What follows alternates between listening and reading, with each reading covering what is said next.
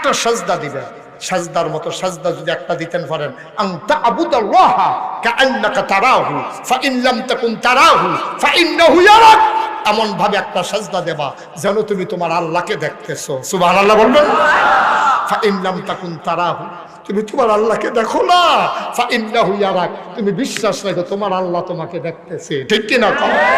কোরআনুল কারীমে 18 পারায় সূরা মুমিনুন আল্লাহ কি সুন্দর করে কয়, কাদ আফলাহাল মুমিনুন, যারা মুমিন তারা সফল কাম হয়ে গেছে।